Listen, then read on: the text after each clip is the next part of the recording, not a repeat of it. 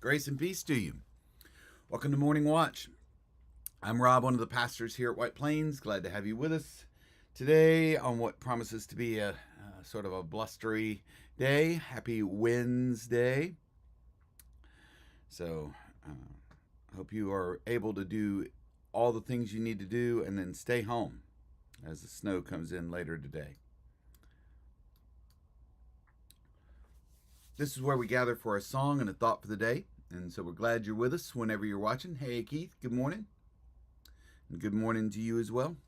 Thanks for being here and sharing and liking and all of that stuff. Well, let's begin our time together by going to God in prayer. Open unto me light for my darkness. Open unto me courage for my fear.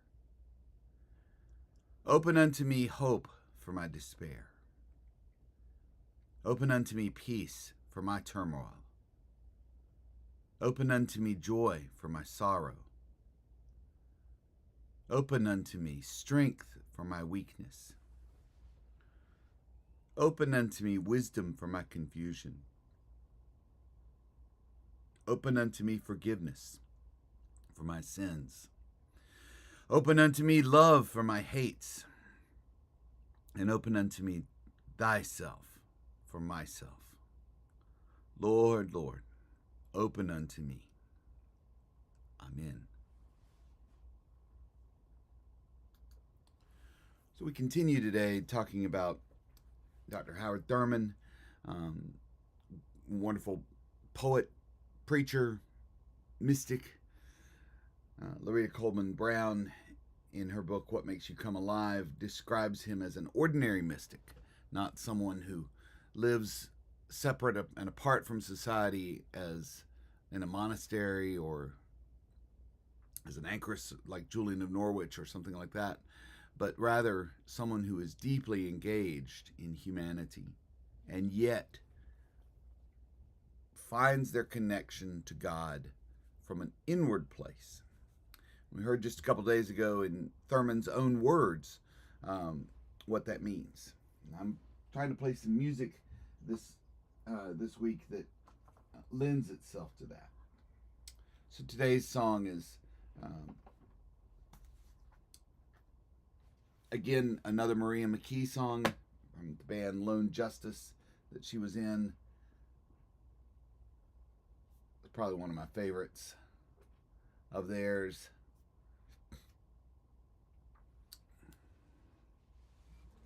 Comes from their most, sort of heavily produced album back in the 80s. That had a song Shelter on it. It was a fairly big hit. But this song is called The Gift.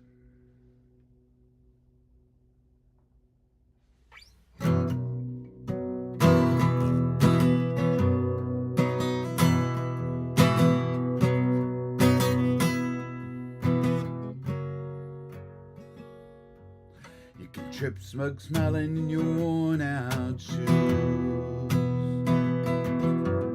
Cast away the rhythm of eternity's view. Grapple with the tongue of hope till it abandons you. But you can't deny a gift. You can falter at the well, making heroes out of ghosts. Yourself on thankless boast, but I have faith in your withering soul, 'cause you can't deny a gift.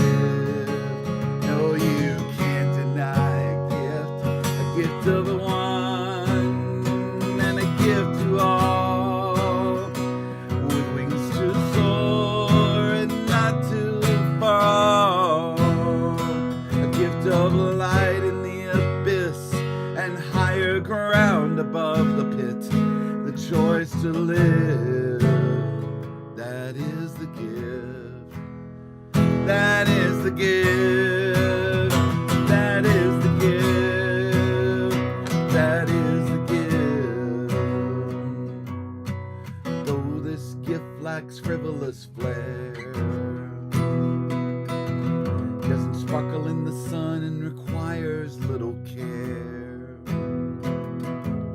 It's one of a volume enough to share. Throw down defense and we will share. Throw down defense and we will share.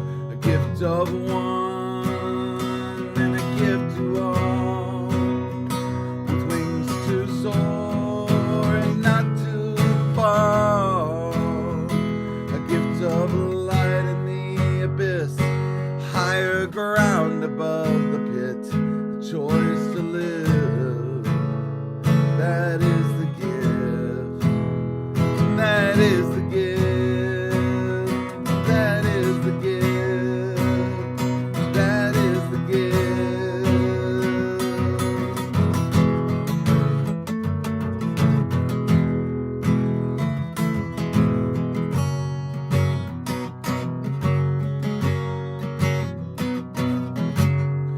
A gift of one and a gift to all, wings to soar and not to fall. A gift of light in the abyss and higher ground above the pit, the choice to live. That is the gift. That is the gift. That is the gift. That is the gift. That is the gift.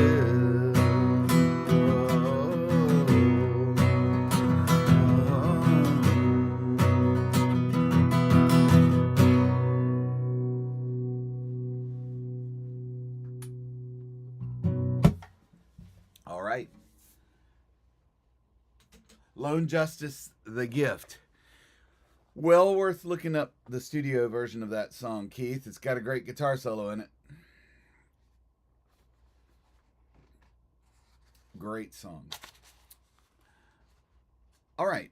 So, continuing on with Thurman, we read a little bit about his biography yesterday, and I wanted to sort of pick up with that.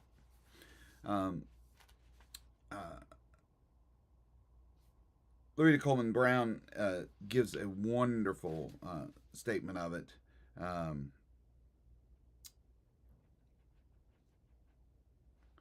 She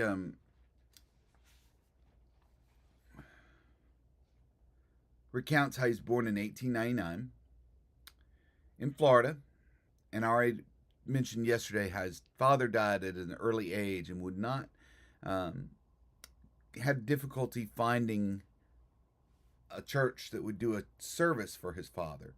And when they did, the pastor who did the eulogy condemned him to hell because he was not a churchgoer. It's had an impact on Dr. Thurman as a young child, and as you can imagine, growing up in Florida, in the segregated South, did as well. And here's the thing, and I want to play something actually about that before we go too much further into his adolescent and adult life. It's not just the loss of his father and the rejection of that he felt from the church, from the organized church. He also had to deal with the fact that he was of a different race, and a race that was looked down on. That would come to play in his greatest works, Jesus and the Disinherited. And when he describes how God is there for the people whose backs are up against the wall, he's talking about himself and from his own experience. I want you to hear from him a few words about that. This is from the conversations with Landrum Bowling that I got off of YouTube, just a short clip. But he talks about a pivotal experience in his childhood and how he resolved to find God's love out of it. Yes. Now, does this experience go back very early in your life? Yes, it does. It goes. I think it really goes back to my childhood, and because I had to I had constantly to affirm my own self in an environment that reduced me to zero, in an environment in which I had no standing, as it were. And it's when I was a boy, for instance, I don't know how old, 8 or 9, and I was raking leaves in the fall of the year for this family downtown, and I gathered all these leaves, and this little girl kept pulling them out, and A little white girl? yes, and showing me a beautiful leaf. But she'd scattered everything, and finally, as the kids say, I lost my cool. And I said to her, now, if you don't stop doing this, then I'm going to tell your mother. And then I realized that was a mistake, because she twisted her mother around a thumb. That didn't mean anything. But then I remembered, I'll tell your father. And when I told her that, her face reddened. She wore a white pinafore. She took a pen out, came over and jabbed me with it. And I reacted. And I said, have you lost your mind? She said, that didn't hurt you. You can't feel. Now, this is what I'm talking about. Now, in the presence of that dimension in your environment, I was driven to find in the grounds of my being that which transcended everything external to me. And once I hit it, then I knew I was home free. That the environment could never destroy me, because I would never say yes at my center to the external judgment. And it is out of this affirmation, it seems to me, that I began to look at the world and the meaning of my experience, the meaning of my colleagues, the meaning of the white man, the whole business. Now, of course, Affirming yourself, you could affirm the whole world. that's right. But you win it and you lose it. This is the thing.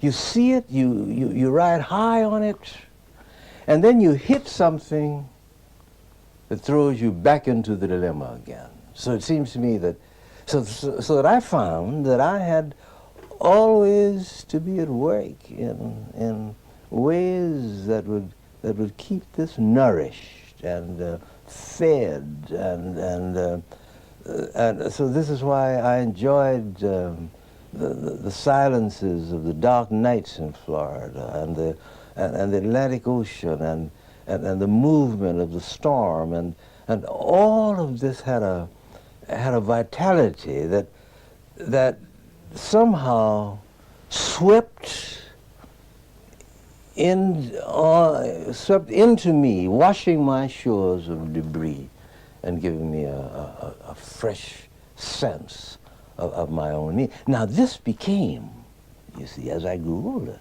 this became identified with what subsequently was felt by me as the finger of God moving in my own spirit.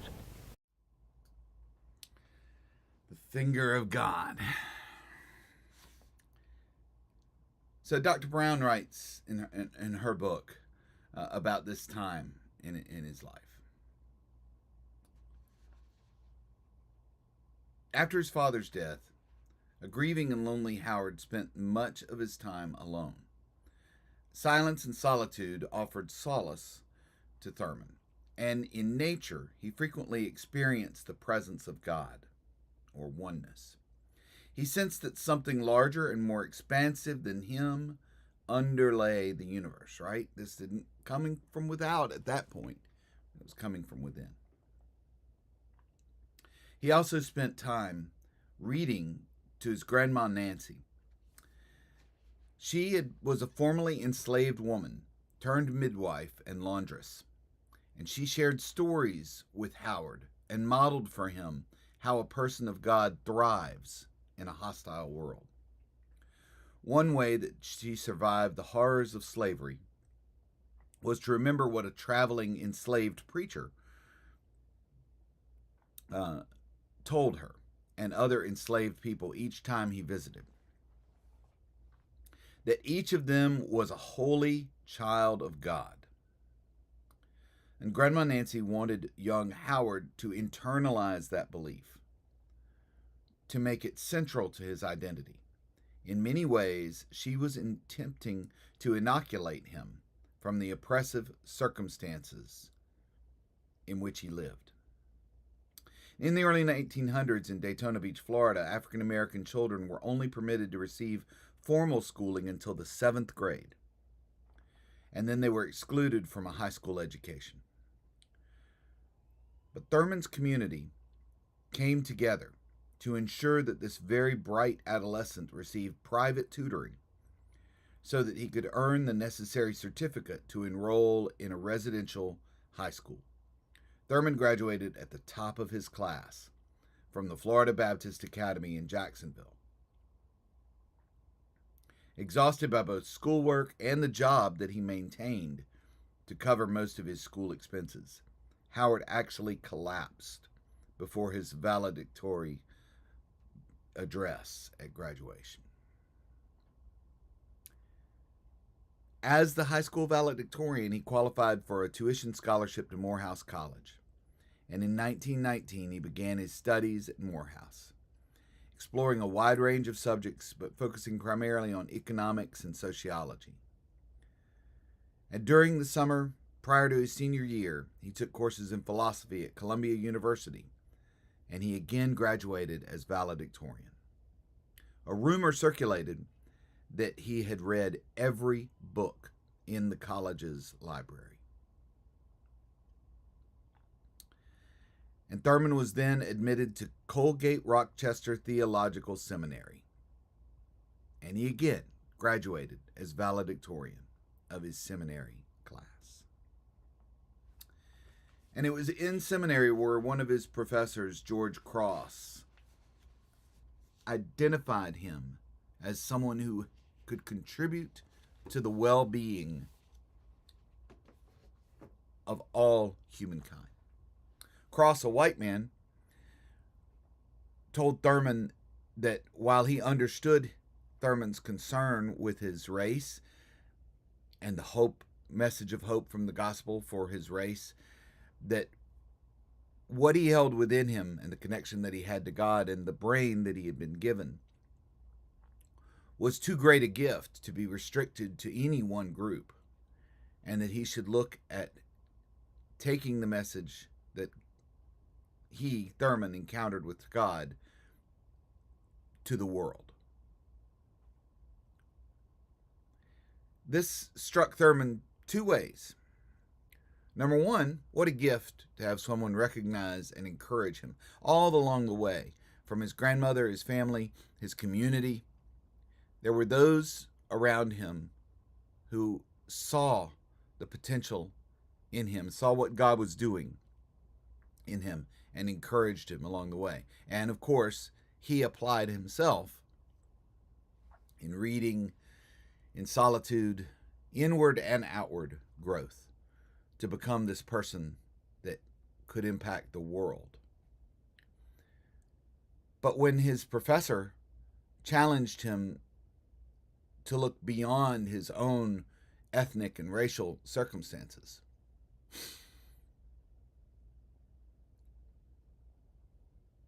Thurman realized that his relationship with God and what God had in store for him in the world could not be separated from who he was, as the color of his skin, the circumstances into which he was born, the unethical nature, oppressive, persecutory nature of society at that time. He knew it was wrong, and he knew God was on the side of, as he would later say, the disinherited, those with their backs against the wall. And so he forged a way to never lose that identity, never lose sight of who he was, and to have that great impact that his seminary professor predicted.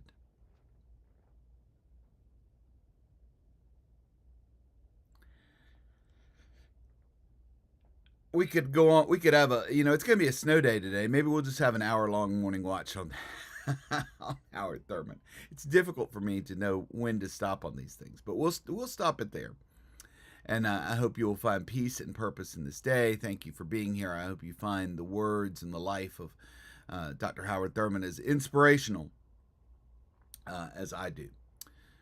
Thanks for being here. We'll look forward to seeing you again for another morning watch tomorrow. May you find that deep peace and deep purpose that Dr. Thurman says is available to all of us. Thanks be to God. All right. Have a great day, folks. I look forward to seeing you again tomorrow for another morning watch. Thanks, Faye. Thanks, Robin. Yes, thanks, Robin, for the name of the book, What Makes You Come Alive by Loretta Coleman Brown. I'm also using this book, Selected Readings, or Essential Writings, Howard Thurman Essential Writings by Luther E. Smith. If you're going to read one Howard Thurman book, Jesus and the Disinherited probably is the place to start. But he has many books out there. So